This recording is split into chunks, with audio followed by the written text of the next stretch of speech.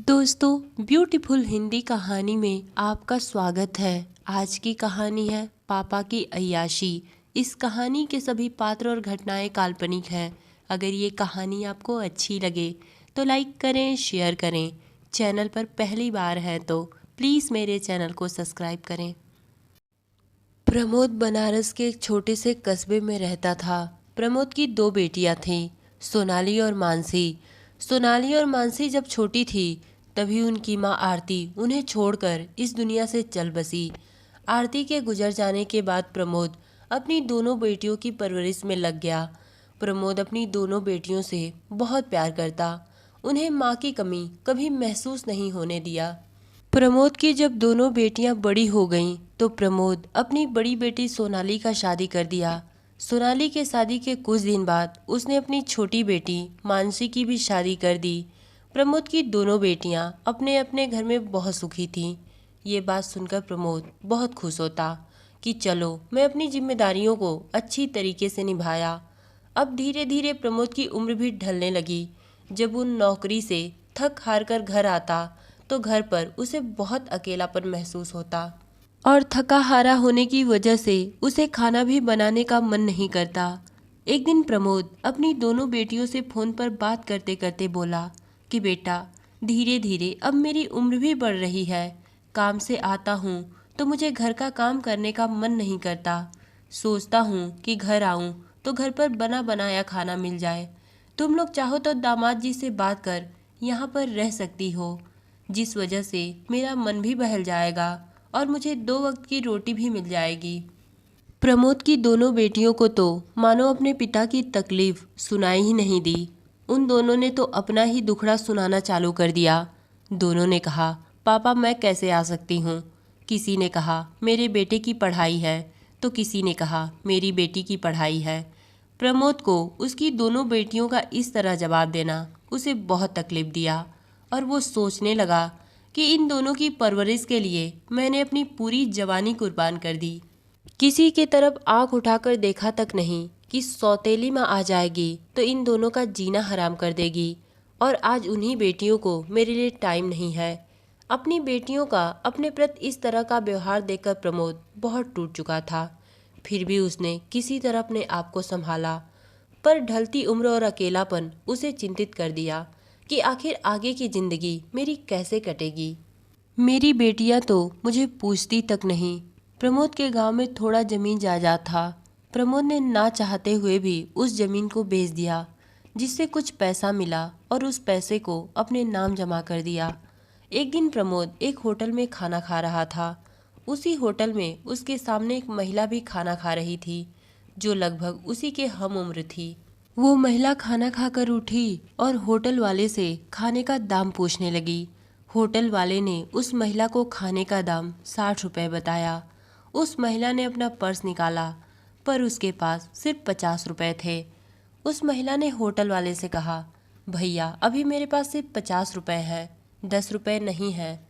10 रुपये मैं किसी और दिन आकर दे दूंगी। पर होटल वाला 10 रुपये के लिए उस महिला से हुज्जत करने लगा। होटल वाले ने कहा, जब आपके पास पूरे पैसे नहीं थे तो होटल में खाना खाने की क्या ज़रूरत थी। यहाँ पर 1 रुपये भी कम नहीं होते।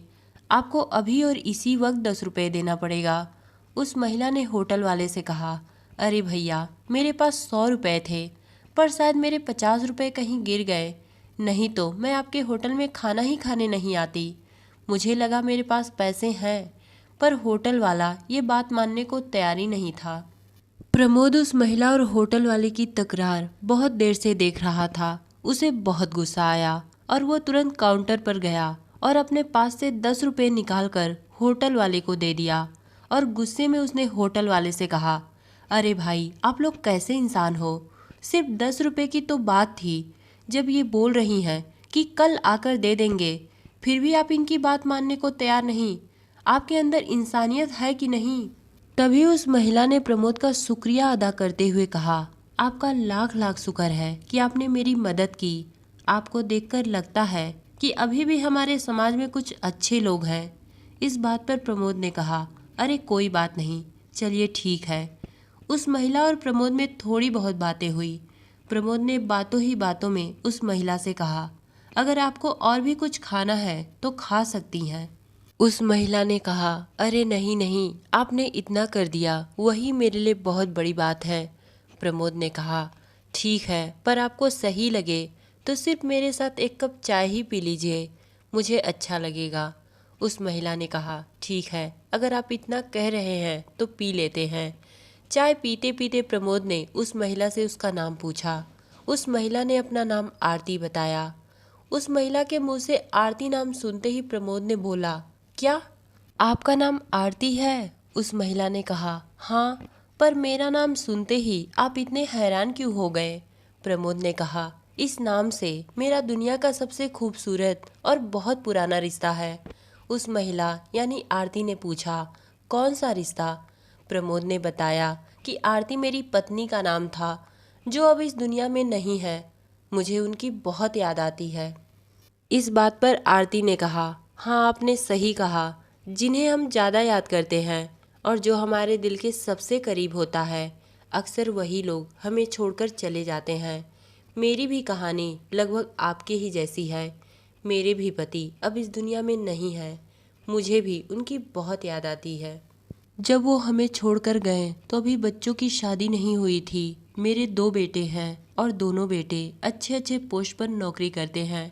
पति के गुजरने के कुछ दिन बाद मेरे दोनों बेटों की शादी हुई और दोनों बेटे अपनी अपनी पत्नियों को लेकर विदेश चले गए।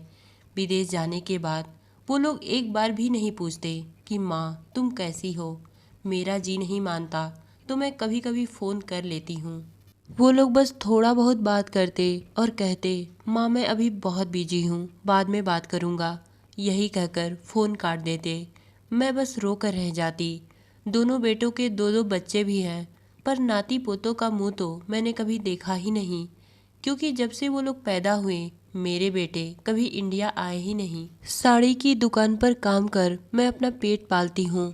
बच्चों को पढ़ाने लिखाने का कोई मतलब नहीं हुआ। वो लोग विदेश चले गए, बल्कि नहीं पढ़े होते तो शायद इस इंडिया में हमारे साथ ही रहते। उस महिला की बात सुनकर प्रमोद ने कहा, आरती जी, आपकी कहानी मेरी कहानी से कुछ अलग नहीं है। आपके 2 बेटे हैं तो मेरी 2 बेटियां हैं। अपनी पत्नी आरती के गुजरने के बाद मैंने अपनी दोनों बेटियों को बड़े नाजों से पाला। उन्हें किसी भी चीज़ की कमी महसूस नहीं होने दिया और सौतेली माँ के डर से मैंने किसी की तरफ नज़र उठाकर भी नहीं देखा। पर आज मैं भी आपकी तरह अकेला ही हूँ। मेरी बेटियाँ तो इसी इंडिया में ही हैं, पर मुझे पूछती तक नहीं। आरती और प्रमोद दोनों की कहानी लगभग एक जैसी थी। उस दिन दोनों को एक दूसरे से बात करके बहुत अच्छा लगा और दोनों में आपस में दोस्ती भी हो गई। जब भी उन्हें टाइम मिलता दोनों उसी रेस्टोरेंट में मिलने चले आते और एक साथ बैठकर खाना खाते और ढेर सारी बातें करते। एक दिन बातों ही बातों में प्रमोद ने आरती से कहा, आरती जी, आपको बुरा न लगे तो क्या मैं आपसे अपने दिल की कुछ बात कह सकता हूँ? आरती ने कहा, अरे नहीं नहीं, क्यों बुरा लगेगा, आप इतने अच्छे इंसान हैं, आप कुछ अच्छा ही बोलेंगे। प्रमोद ने कहा, आरती जी, मेरी और आपकी सिचुएशन एक ही जैसी है। हम दोनों अपनी अपनी ज़िंदगी में बहुत अकेले हैं, इसलिए मैं चाहता हूँ कि आप मुझसे शादी कर लें।